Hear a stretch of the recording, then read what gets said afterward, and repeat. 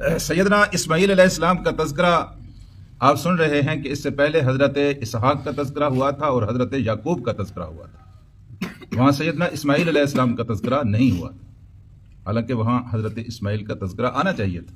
وہ شاید اس لیے نہیں ہوا کہ اس سے علیحدہ کر کے اللہ تبارک و تعالیٰ نے یہاں بیان فرمانا تھا اور یہاں اللہ تعالیٰ نے اس کو بیان کر دیا. سیدنا اسماعیل کے بارے میں کہا یہ گیا ہے کہ وذکر فی الکتاب، ذکر کیجئے کتاب میں، یعنی قرآن حکیم میں تذکرہ کیجئے. کس کا؟ اسماعیل کا تذکرہ کیجئے.